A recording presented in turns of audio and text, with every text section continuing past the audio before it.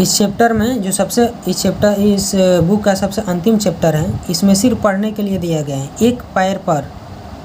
इस चैप्टर का नाम है, जो चैप्टर में दिया गया है उसमें मेन हेडिंग दर्शाए गए हैं, एक पैर पर। इसमें वृक्ष के बारे में दिया गया है और उसी वृक्षों के पूरे उसके जो बारे में जो है वह बताया गया है कि एक वृक्ष जो है वह ठंडी गर्मी बरसात में कैसे एक पैर पर खड़ा रहता है, वह क्या क्या दिक्कत परेशानियां झेलता हुआ वो बहुत सालों तक, बहुत वर्षों तक, यानी पूरे जीवन इस धरा पर व्यतीत करता है। तो चलिए पढ़कर समझते हैं। जब से जन्म लिया है मैंने, एक पैर पर खड़ा हुआ हूँ।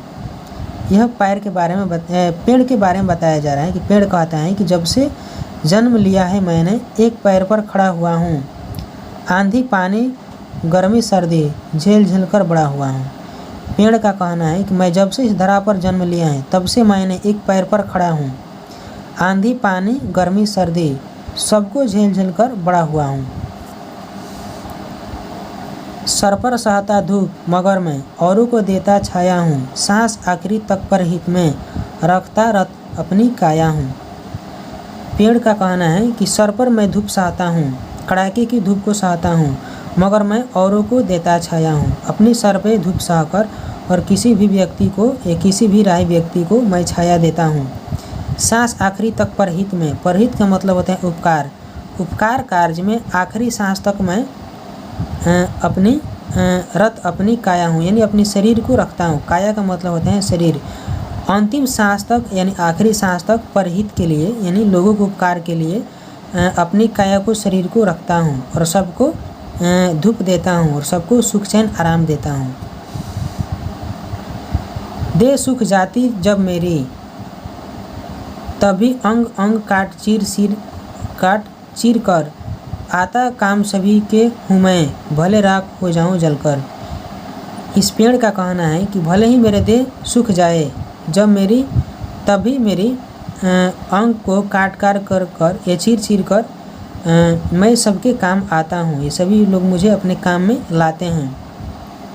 भले मैं राखी क्यों न जलकर हो जाऊँ, लेकिन मेरे जलने से पहले और जो मेरे शरीर के जो एक एक जो अंग है जो लकड़ी के रूप में जो उसको टुकड़े करके मैं सबके काम आता हूँ, चाहे वह काम किसी भी प्रकार का हो।